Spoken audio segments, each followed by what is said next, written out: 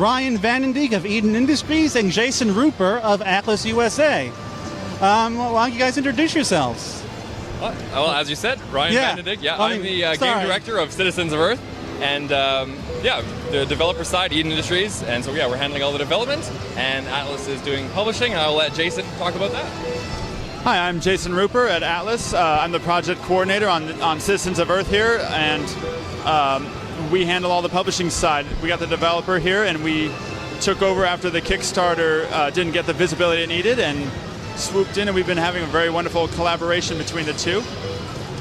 So, Ryan, what can you tell us about Eden Industries? We're a small indie team. Citizens of Earth is our second game. Our first one, Waveform, came out on Steam a couple years back, and so we switched gears, made an RPG this time, and it's just a couple of us, couple programmers, couple artists, composer, sound designer, and it's been a real pleasure working with Atlus, and them helping us kind of take the game, kind of much further than we would be able to on our own. So it's been great. Now, this game, it seems it has a really kind of funny, tongue-in-cheek premise. What can you tell us about this premise? How did you come up with it? What do you want to do with it? Yeah, so the original idea was, I played tons of RPGs, and it always kind of goes that the world's coming to an end, and there's only 4 heroes that can do anything about it, and everyone else is just standing around. I'm like, it's your world too, why aren't you helping? And I thought, well, what if that was the premise of a game? Just the regular people stepping up and being the heroes. And so that was sort of the premise of, the citizens as heroes, regular people as heroes.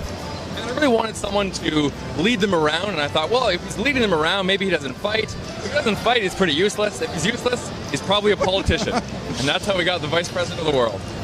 What can you tell us about the vice president of the world? Well, he's a very charismatic fellow, simultaneously beloved and chagrined by the world.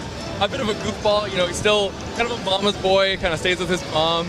And so throughout the story, he's equal parts, how can I say, sort of hesitant to get involved, get his hands dirty as a politician is, but deep down, he's got a good heart, and he's kind of willing to lead this team of citizens to kind of get to the bottom of what's going on in the world. So you kind of see him develop throughout the story. Now, Jason, Atlus has primarily been a company focused on publishing Japanese games. What has caused the company to begin focusing on American content as well?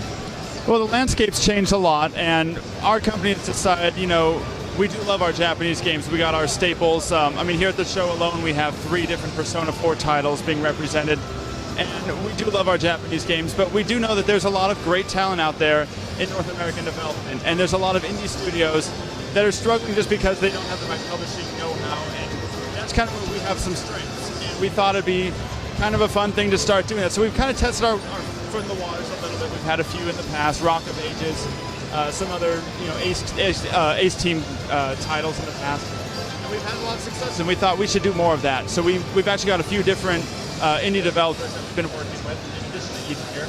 And what is it about Citizens of Earth that made it a good fit for Atlus? Well, pretty much just everything. At the end of the day, we saw the Kickstarter, we saw the demo, we played through it, we read everything behind it, and we just loved it. Every single thing about it. We love the premise. We love the fact that it's this modern-day Earthbound sort of inspired setting. We thought that was amazing. It's a very unique premise using the average everyday people. A huge cast of characters, but it sounded like it worked. There's a lot of games, we were just going to put a whole bunch of characters in the game. You're really only going to use like 5 of them, and the other 15 don't really matter. The other 30 don't even matter. And what we really saw here was a lot of potential, a lot of promise for something that actually has a lot of depth, but also a lot of appeal. There's a lot of casual appeal to this game, but there's also a lot for the hardcore player. We just saw it all around. And Ryan, what can you tell us about the gameplay of Citizens of Earth? The battle system and how it figures into the premise. So the battles are kind of your classic turn-based RPG battles, but every citizen is really uniquely designed. A lot of RPGs have, everyone's kind of just like fight. You kind of mash the button, or they kind of share a lot of abilities. It's all like, fire 1, fire 2, and they're all very similar, But in Citizens of Earth, we wanted every character to be totally unique. So characters like the mom, she'll nag enemies to death. She'll heal citizens by giving them hugs, things like that.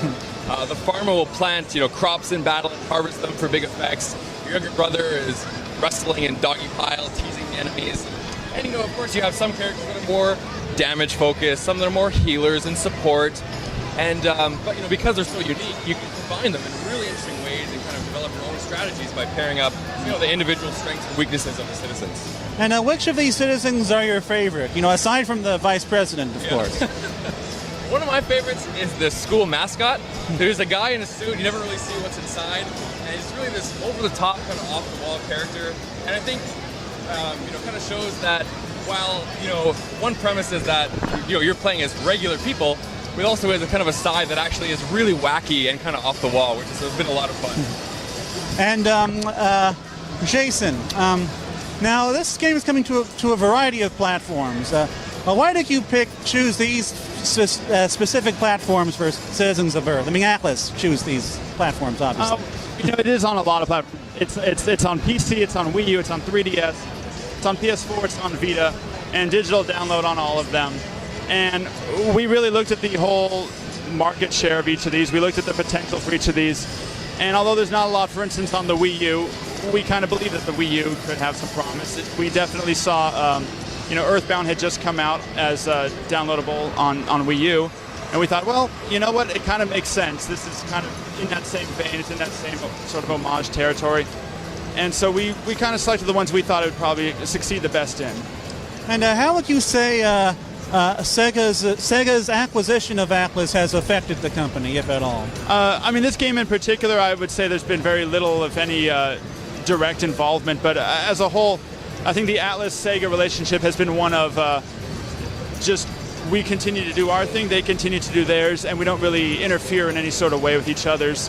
And certainly not in any negative sort of way or any way like that.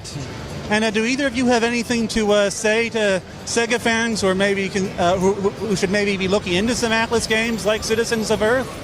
Why should they be checking out Citizens of Earth? Sure. I mean, you know, I think, you know, obviously, you know, Sega consoles, you know, since the beginning have had a lot of really cool retro RPGs, and we think that, you know, this, you know, although, you know, kind of directly, you know, more with Atlus rather than Sega, but I think Sega fans in particular, you know, playing games, you know, like Phantasy Star and things like that, I mean, I think they'll find a lot to love here. And you know, again, if they grew up with those kind of games on their retro Sega systems, I think they'll really love Citizens of Earth. Thank you. And anything else? No, I just want to thank you guys for taking the time to come out here, and hope you enjoy the rest of the show. Thank you for taking the time to talk to us. It's always an awesome thing. Sorry. Very nice. And we're going to be covering you guys from now on, so I hope this was a good experience, and I hope we'll see more of each other. Yeah, of course. So thank you so much. Thanks a lot. Thank you. And cut.